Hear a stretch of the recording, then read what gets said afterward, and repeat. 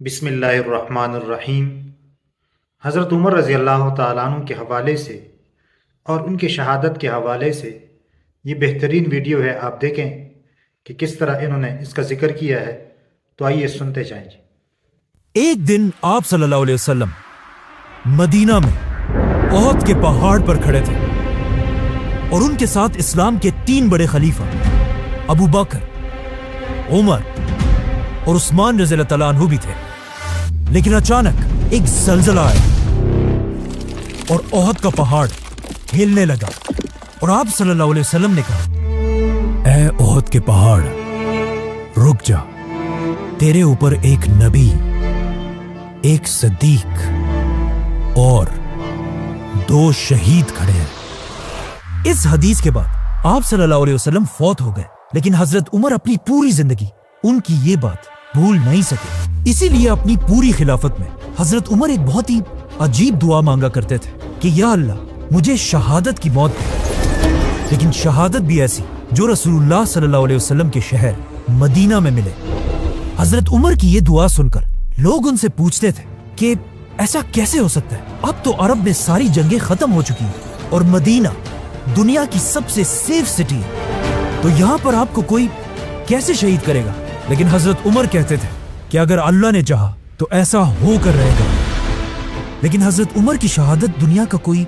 چھوٹا موٹا ایونٹ نہیں تھا، کیونکہ شہید ہونے سے پہلے حضرت عمر نے دنیا کی سب سے بڑی ایمپائر بنائی تھی۔ اتنی بڑی ایمپائر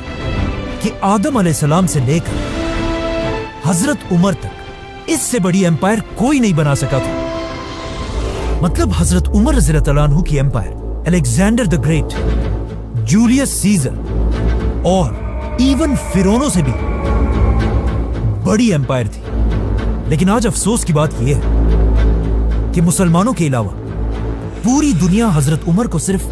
عمر کہتی ہے۔ ایون گوگل میں بھی انہیں صرف عمر کہا جاتا ہے، لیکن الیگزینڈر کو آج پوری دنیا الیگزینڈر دی گریٹ کے نام سے یاد کرتی ہے۔ حالانکہ الیگزینڈر کی ایمپائر حضرت عمر کی خلافت کے سامنے کچھ بھی نہیں تھی۔ حضرت عمر کی خلافت کا یہ ریکارڈ اگلے کئی صدیوں تک کوئی نہیں توڑ سکا، لیکن آخر 600 سال بعد ایک بادشاہ نے ان کا ریکارڈ توڑ دیا، جسے ہم سب بہت اچھی طرح جانتے ہیں۔ ناؤ حضرت عمر کی خلافت کے سب سے بڑے کاموں میں سے ایک فرعونوں کے ملک ایجپٹ کو فتح کرنا تھا، جو اس وقت کی دنیا کا سب سے پاورفل اور رچ علاقہ تھا۔ لیکن اب جب مسلمانوں کی ساری اٹینشن ایجپٹ کی طرف تھی، وہاں پرشین بادشاہ کو تھوڑا ریلیکس ہونے کا ٹائم ملا، اور اس نے اس ٹائم کو یوز کر کے اپنے سارے جنرلز اور لوگوں کی طرف آخری لیٹرز بھیجے اور ان سب سے کہا کہ اگر اب بھی تم لوگ نہیں جاگے تو عمر ہماری اس 800 سال پرانی پرشین ایمپائر کو ہمیشہ کے لیے ختم کر دے گا۔ جس کے بعد پرشین ایمپائر کی عوام اپنی تلواریں اٹھا کر ہر طرف سے ایک بہت بڑی فوج بنانے لگی اور مسلمانوں سے آخری جنگ کے لیے تیار ہونے لگے۔ اب جب مدینہ میں خلیفہ عمر رضی اللہ تعالیٰ عنہ کو اس بات کا پتہ چلا تو انہوں نے فیصلہ کیا کہ وہ مسلمانوں کی پوری فوج کو ایک جگہ جمع کر کے پرشین ایمپائر سے آخری لڑائی کے لیے بھیجیں گے۔ لیکن ایسا کرنے سے ان کے ایک بہت بڑے منسٹر علی رضی اللہ تعالیٰ عنہ نے انہیں روک دیا اور کہا اگر ہم مسلمانوں کی پوری فوج کو ایک جگہ جمع کریں گے تو کہیں ایسا نہ ہو کہ رومن ایمپائر دوبارہ ہم پر حملہ کر دے۔ حضرت علی کی یہ بات خلیفہ عمر رضی اللہ تعالیٰ عنہ کو بہت پسند آئی، تو حضرت عمر رضی اللہ تعالیٰ عنہ نے اپنی رائے چھوڑ کر حضرت علی کی رائے مانی اور ہر علاقے سے چھوٹی چھوٹی فوجیں جمع کر کے پرشین ایمپائر پر آخری حملہ کیا۔ اس طرح مسلمان ایک بار پھر پرشین ایمپائر کے بہت سارے قلعوں کو فتح کرنے لگے، جن میں سے ایک قلعے کی سٹوری سمجھنا بہت ہی امپورٹنٹ ہے، کیونکہ اس قلعے کے لیڈر کا نام تھا ہرمزان، جو اس وقت پرشین ایمپائر کا سب سے طاقتور جنرل تھا۔ اسی لیے ہرمزان کی سٹی کو مسلمانوں نے بہت ہی مشکلوں سے فتح کیا، لیکن یہ سٹی فتح کرتے ہی ہرمزان مسلمانوں کی فوج سے بھاگنے لگا اور مسلمان اس کا پیچھا کرنے لگے۔ بھاگتے بھاگتے ہرمزان اپنی سٹی کے سب سے لمبی بلڈنگ پر چڑھ کر زور زور سے چیخنے لگا کہ میرے پاس 100 تیریں ہیں اور ان 100 تیروں سے میں ایک ایک مسلمان کو چن چن کے ماروں گا، لیکن میری ایک شرط ہے، اگر مسلمان مجھ سے یہ وعدہ کرے کہ وہ مجھے عمر بن خطاب کے پاس لے کر جائیں گے تو میں سرنڈر کرنے کے لیے تیار ہوں۔ تو مسلمانوں نے کہا ٹھیک ہے، اس میں کون سی بڑی بات ہے۔ تو انہوں نے ہرمزان کو پکڑا اور اسے سیدھا مدینہ میں خلیفہ کی طرف روانہ کیا۔ ہرمزان پہلی بار مدینہ میں داخل ہوا اور اس کا خیال تھا کہ خلیفہ عمر کا ایک بہت بڑا محل ہوگا اور باقی بادشاہوں کی طرح ایک بہت بڑے دربار میں بیٹھے ہوں گے، لیکن وہ یہ دیکھ کر حیران رہ گیا کہ دنیا کا اتنا بڑا بادشاہ ایک سادہ سی بلڈنگ میں زمین پر آرام فرما رہے تھے۔ کہا جاتا ہے یہ دیکھ کر ہرمزان نے پوچھا بھی کہ خلیفہ کے گارڈز کدھر ہیں، تو اسے بتایا گیا کہ خلیفہ عمر کو ان چیزوں کی ضرورت نہیں ہوتی۔ لوگوں نے حضرت عمر رضی اللہ تعالیٰ عنہ کو اٹھایا اور انہیں کہا کہ یہ پرشین امپائر کا بہت بڑا جنرل آپ سے ملنے آیا ہے، لیکن حضرت عمر نے کہا کہ میں تب تک اس سے بات نہیں کروں گا جب تک اس نے یہ بادشاہوں والے کپڑے پہنے۔ جاؤ اور اسے بدل کر آؤ۔ جب ہرمزان اپنے کپڑے بدل کر بالکل عام انسان کی طرح حضرت عمر کے سامنے پیش ہوا، تب حضرت عمر نے اسے اپنے پاس آنے کی اجازت دی، لیکن اس ہرمزان کی وجہ سے پہلے ہی اتنے مسلمان شہید ہو چکے تھے کہ حضرت عمر اسے سزائے موت دینے کا ارادہ کر چکے تھے۔ لیکن آتے ہی ہرمزان نے کہا کہ مجھے پانی پلایا جائے۔ جیسے ہی اسے پانی دیا گیا تو ہرمزان نے وہاں سب کے سامنے حضرت عمر سے کہا کہ مجھ سے وعدہ کریں جب تک میں اس پانی کو نہ پیوں تب تک مجھے کوئی قتل نہیں کرے گا۔ جیسے ہی حضرت عمر نے ہرمزان کی بات مان لی، ہرمزان نے وہ پانی زمین پر پھینک دیا اور کہا میں نے تو پانی پیا ہی نہیں، بلکہ یہ پانی تو اب میں کبھی پی ہی نہیں سکتا، اور اب آپ کے وعدے کے مطابق مجھے کوئی نہیں مار سکتا۔ جس کے بعد ہرمزان نے جلدی سے اسلام قبول کر لیا اور اس طرح مدینہ میں اپنی جان بچا لی۔ حضرت عمر نے بھی یہ دیکھ کر ہرمزان کو معاف کر لیا، لیکن انہیں پتا تھا کہ ہرمزان کوئی عام انسان نہیں ہے، بلکہ پوری پرشین امپائر کا آرمی چیف ہونے کی وجہ سے ہرمزان کو اس امپائر کے ایک ایک کونے کا پتا تھا۔ اسی لیے حضرت عمر نے ہرمزان کو مدینہ میں رہنے کی اجازت دی، بلکہ پرشین امپائر کے خلاف اسے اپنا ایڈوائزر بھی بنایا۔ لیکن حضرت عمر کو اس بات کا پتہ نہیں تھا کہ ایک دن یہی ہرمزان ان کی شہادت میں ایک بہت بڑا رول پلے کرے گا۔ آرمی چیف ہرمزان کی گرفتاری کا جب پرشین بادشاہ کو پتا چلا تو اسے بہت غصہ آیا، کیونکہ یہ پرشین امپائر کے لیے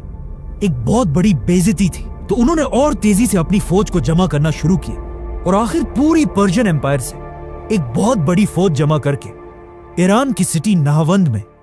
مسلمانوں سے آخری جنگ لڑنے کے لیے تیار ہو گیا۔ اب یہاں پہ تھوڑی کنفیوژن ہے کہ پرشین فوج کے جمع ہونے کی خبر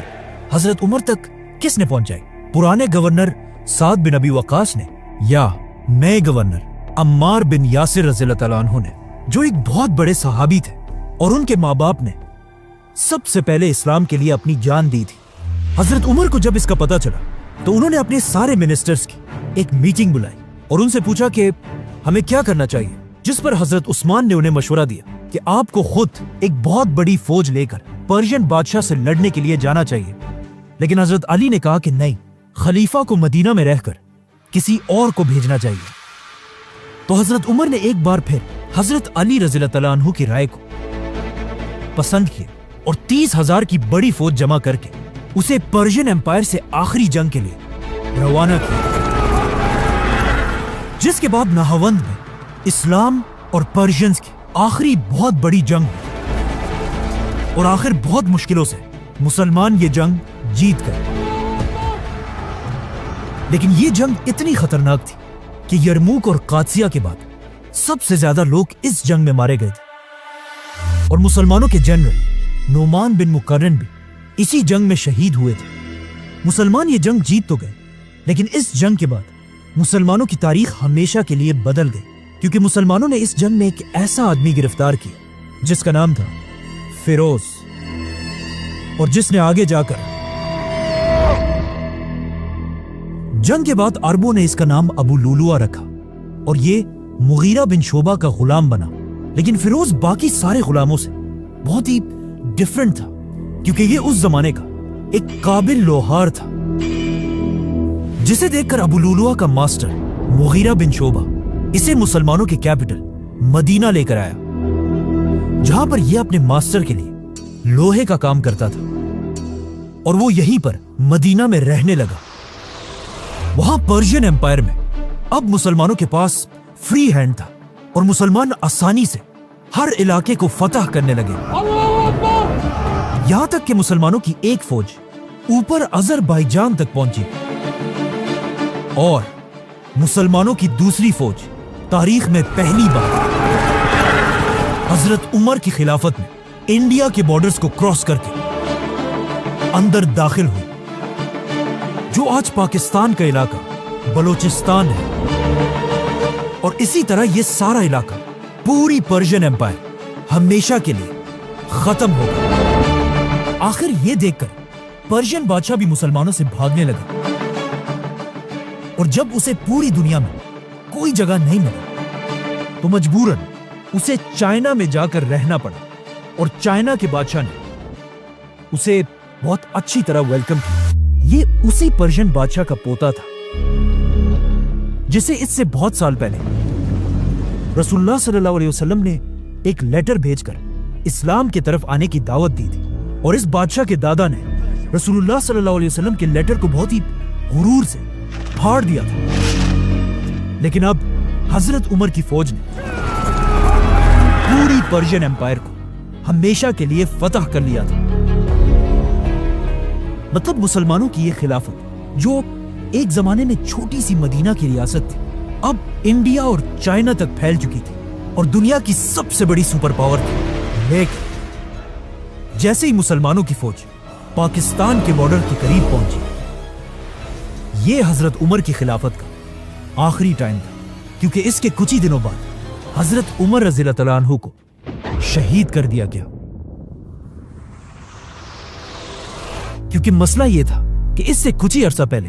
جس غلام کو مسلمان پکڑ کر مدینہ لے کر آئے تھے، فیروز یا ابو لولو، وہ مدینہ میں مسلمانوں کے ساتھ تو رہتا تھا، لیکن وہ یہاں کبھی بھی خوش نہیں تھا۔ کہا جاتا ہے کہ جب بھی وہ مدینہ میں اپنے علاقے کے بچوں کو دیکھتا تھا تو کہتا تھا کہ ان عربوں کی وجہ سے آج ہم تباہ ہو چکے ہیں۔ اس کے علاوہ وہ بار بار کہتا تھا کہ کاش ان عربوں کی غلامی دیکھنے سے پہلے میں نہاوند کی جنگ میں ہی مر جاتا۔ مطلب فیروز کے دل میں مسلمانوں کی اتنی نفرت تھی، اور اسی نفرت کے ساتھ ایک دن فیروز خلیفہ عمر رضی اللہ تعالیٰ عنہ کے پاس گیا اور ان سے کہا کہ میرا ماسٹر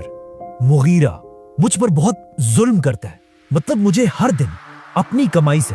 اسے 2 درہم دینے پڑتے ہیں۔ 2 درہم۔ حضرت عمر کی خلافت اتنی تیزی سے بڑھی تھی کہ مسلمانوں کے پاس اب تک اپنی کوئی کرنسی بنانے کا ٹائم ہی نہیں تھا، تو ان کی خلافت میں مسلمان پرشین ایمپائر کی بنائی ہوئی درہمز، سلور کوئنز کو یوز کرتے تھے۔ تو ابو لولو کی 2 درہم کی پرائس کو اگر آج کے زمانے میں دیکھا جائے تو کچھ 1500-1600 روپے بنتے ہیں۔ تو جب اس پرائس کا اس نے حضرت عمر کو بتایا تو حضرت عمر نے اس سے پوچھا کہ تم کیا کرتے ہو؟ تو اس نے کہا میں لکڑی اور لوہے کا کام کرتا ہوں۔ تو حضرت عمر نے اسے کہا کہ تب تو یہ پیسے بالکل ٹھیک ہے، لیکن یہ سن کر فیروز کو ان پر بہت غصہ آیا، اور وہاں سب کے سامنے اس نے کہا کہ عمر کا انصاف دنیا میں سب کے لیے سوائے میرے، اور وہاں سے چلا گیا۔ حضرت عمر نے فیروز کو تو واپس بھیج دیا، لیکن ان کے دل میں اب بھی یہ تھا کہ میں ضرور اس کے ماسٹر مغیرہ سے اس کے بارے میں بات کروں گا تاکہ وہ اس پر ٹیکس کم کر دے۔ اس سب کے کچھ ہی دنوں بعد حضرت عمر نے ایک دن فیروز کو دوبارہ مدینہ کے بازار میں دیکھا، اور اس کا دل بہلانے کے لیے حضرت عمر نے اسے کہا کہ اے ابو لولو، میں نے سنا ہے تم بہت اچھی چکی بناتے ہو، تو کیا میرے لیے بھی ایک بناؤ گے؟ لیکن فیروز کے دل میں اب بھی حضرت عمر کے لیے وہی غصہ تھا، تو اس نے حضرت عمر سے کہا کہ کیوں نہیں، میں آپ کے لیے ایک ایسی چکی بناؤں گا جسے آج کے بعد پوری دنیا یاد رکھے گی۔ اب یہ بات اس نے ایک ایسے انداز میں کہی تھی کہ اس سے حضرت عمر کو سمجھ آ گئی کہ فیروز اسے دھمکی دے رہا ہے، اور یہی بات انہوں نے باقی صحابہ کو بھی بتائی کہ اس آدمی نے مجھے دھمکی دی ہے۔ لیکن اسلام کا قانون یہ ہے کہ کوئی بھی کسی بھی دوسرے شخص کو صرف شک کی وجہ سے گرفتار نہیں کر سکتا، چاہے وہ کوئی بادشاہ ہی کیوں نہ ہو۔ اسی لیے اس دھمکی کے بعد بھی حضرت عمر نے فیروز کو جانے دیا۔ مطلب حضرت عمر پوری ایمپائر کا خلیفہ ہونے کے بعد بھی اپنے آپ کو قانون سے اوپر نہیں سمجھتے تھے۔ اس دھمکی کے بعد فیروز یہاں سے چلا تو گیا، لیکن اس نے اپنے دل میں یہ فیصلہ کر لیا تھا کہ اب وہ حضرت عمر کو زندہ نہیں چھوڑے گا۔ تو سب سے پہلے فیروز نے جا کر ایک بہت ہی خطرناک اور یونیک خنجر ڈیگر بنانا شروع کیا۔ یہ ایک ایسا ڈیگر تھا جسے سینٹر سے پکڑا جاتا تھا اور اس کی دونوں سائڈز پر بہت ہی شارپ بلیڈز تھیں۔ اور صرف یہی نہیں بلکہ اس خنجر کے تیار ہوتے ہی فیروز نے ایک بہت ہی ڈیڈلی زہر بنانا شروع کی۔ اس زمانے کے پرشیا میں لوگ جس زہر کو یوز کیا کرتے تھے وہ زیادہ تر اس ہیملاک کے پودے سے بنایا جاتا تھا، جو دکھنے میں تو بہت خوبصورت ہے، لیکن اس کے چھوٹے سے ذرے سے بھی انسان اندر سے بالکل جل جاتا ہے۔ اسی لیے یہ پودا اس زمانے کے اسیسنز کا فیوریٹ پوائزن تھا، اور کہا جاتا ہے کہ اس سے بہت سال پہلے ایک گریٹ فلسفر سوکریٹس سقراط کو بھی اسی زہر سے مارا گیا تھا۔ فیروز نے اپنے اس یونیک خنجر کو ساری رات اس زہر کے اندر رکھا، اور پھر اگلے ہی دن فجر کی نماز سے پہلے جا کر مسجد نبوی کے ایک کونے میں چھپ گیا اور خلیفہ عمر رضی اللہ تعالیٰ عنہ کا انتظار کرنے لگا۔ تو اب جیسے ہی حضرت عمر نے اگلے دن فجر کی اذان سنی تو وہ اٹھے اور مسجد میں اپنی آخری نماز پڑھنے کے لیے روانہ ہوئے۔ حضرت عمر کے پہنچنے سے پہلے ہی مسلمان مسجد میں نماز کے لیے صفوں میں کھڑے ہو چکے تھے، لیکن پھر بھی حضرت عمر ایک ایک صف کو کراس کرتے ہوئے انہیں حکم دے رہے تھے، مسلمانوں اپنی صفوں کو سیدھا کرو۔ اس وقت اپنی شہادت سے کچھ ہی دیر پہلے حضرت عمر کی خلافت ویسٹ میں الجیریا سے لے کر ایسٹ میں انڈیا تک پھیلی ہوئی تھی۔ مطلب اگر آج کی دنیا کے 25 یا 30 کنٹریز کو ملا لیا جائے تب جا کر وہ اکیلے حضرت عمر کی خلافت بنتی ہے۔ لیکن یہاں پہ یہ سمجھنا لازمی ہے کہ اس سب کے بارے میں آپ صلی اللہ علیہ وسلم پہلے ہی بتا چکے تھے۔ حضرت عمر کی شہادت سے صرف 25 سال پہلے جب مکہ میں آپ صلی اللہ علیہ وسلم کے تھوڑے ہی فالوورز تھے اور لوگ ان پر بہت ظلم کیا کرتے تھے، تو ان سخت حالات میں بھی آپ صلی اللہ علیہ وسلم سب سے کہتے رہتے تھے کہ ایک دن یہی مسلمان دنیا کی دونوں سپر پاورز رومن اور پرشین ایمپائر کو فتح کریں گے۔ اور یہ سن کر مکہ کے لوگ ہمیشہ ان کا بہت مذاق اڑایا کرتے تھے اور کہتے تھے کہ مسلمان ہم سے اپنے آپ کو نہیں بچا سکتے، تو یہ لوگ سپر پاور سے کیا لڑیں گے۔ لیکن آج صرف کچھ ہی سال بعد حضرت عمر نے اپنی خلافت میں رسول اللہ صلی اللہ علیہ وسلم کی ان باتوں کو پورا کر دیا تھا، کیونکہ آج مسلمان دنیا کے سب سے بڑے سپر پاور تھے اور حضرت عمر دنیا کے سب سے طاقتور بادشاہ۔ آخر حضرت عمر مسلمانوں کے سامنے امام کی جگہ پر کھڑے ہوئے اور نماز شروع کی۔ اللہ اکبر۔ کہا جاتا ہے کہ حضرت عمر ہر فجر کی نماز میں قرآن کی سورہ یوسف کی تلاوت کرتے تھے، جس میں یوسف علیہ السلام ایک غلام سے پورے ایجپٹ کے لیڈر بنتے ہیں۔ لیکن آج وہی ایجپٹ حضرت عمر کی خلافت کا ایک چھوٹا سا صوبہ تھا، لیکن اب اپنی زندگی کی آخری نماز میں حضرت عمر نے جیسے ہی نماز شروع کی، پیچھے سے ابو لولو فل سپیڈ بھاگتے ہوئے آیا اور اپنے زہریلے خنجر سے زور سے حضرت عمر کو مارا اور پھر دوبارہ مارا اور دوبارہ مارا۔ اسی طرح ابو لولو نے بہت تیزی سے حضرت عمر پر 6 وار کیے اور حضرت عمر زمین پر گر گئے۔ یہ دیکھ کر پیچھے کھڑے مسلمانوں نے ابو لولو کو پکڑنے کی کوشش کی، لیکن فیروز نے وہاں سے بھاگنے کے لیے اپنے اسی خنجر سے وہاں 9 اور لوگوں کو بھی شہید کر دیا۔ لیکن آخر جب مسلمانوں نے اسے پکڑ لیا تو فیروز نے اسی خنجر سے اپنا ہی گلا کاٹ کر خودکشی کر لی۔ اب پیچھے کھڑے مسلمانوں کو اس بات کا پتہ نہیں تھا کہ حضرت عمر پر حملہ کیا گیا ہے، اسی لیے وہ سب کنفیوز تھے کہ حضرت عمر نے اچانک نماز کیوں روک دی۔ یہ دیکھ کر عبد الرحمن بن عوف آگے بڑھے اور حضرت عمر کی باقی نماز کو پورا کیا۔ اس کے کچھ ہی دیر بعد حضرت عمر نے ہوش میں آ کر پوچھا کہ ابن عباس، مجھے مارنے والا کون تھا؟ تو انہیں بتایا گیا کہ مغیرہ بن شعبہ کا وہی غلام فیروز۔ یہ سن کر حضرت عمر نے کہا کہ اللہ کا شکر ہے کہ مجھے کسی کلمہ پڑھنے والے مسلمان نے نہیں مارا۔ مطلب فیروز نے صرف 2 درہموں کی وجہ سے دنیا کے سب سے طاقتور بادشاہ خلیفہ عمر رضی اللہ تعالیٰ عنہ پر حملہ کیا تھا۔ لیکن یہاں پر کہانی کا ایک دوسرا اینگل بھی ہے۔ جب سے فیروز مدینہ آیا تھا وہ یہاں بالکل بھی خوش نہیں تھا اور مسلمانوں سے بہت سخت نفرت کرتا تھا، اور مدینہ کے باقی لوگوں سے دور رہ کر صرف ایک شخص کے ساتھ پھرتا تھا، وہی ہرمزان۔ اور کہا جاتا ہے کہ جس خنجر سے حضرت عمر کو مارا گیا تھا وہی خنجر لوگوں نے اس سے صرف ایک ہی دن پہلے ہرمزان کے پاس دیکھا تھا، جس کی وجہ سے بہت ہسٹورینز کہتے ہیں کہ فیروز کا یہ حملہ اکیلا نہیں بلکہ پرشین امپائر کی ایک سوچی سمجھی سازش تھی، اور یہ سازش مدینہ میں بیٹھے پرشین امپائر کے پرانے جنرل ہرمزان نے بنائی تھی۔ اسی لیے حضرت عمر کی شہادت کے کچھ ہی دنوں بعد ان کے ایک بیٹے عبید اللہ نے ہرمزان کی جان بھی لی تھی۔ لیکن یہ ایک بہت کنٹروورشل مسئلہ ہے اور آج کسی کو نہیں پتا کہ وہاں ایگزیکٹلی کیا ہوا تھا۔ خیر، مسلمان مسجد سے حضرت عمر کو اٹھا کر ان کے گھر لے کر آئے۔ عمر رضی اللہ عنہ کے جسم پر لگے زخم اتنے گہرے تھے کہ انہیں گھر لانے کے بعد جب انہیں کھجور کا پانی اور دودھ پلایا گیا تو وہ ان کے معدے میں جانے کے بجائے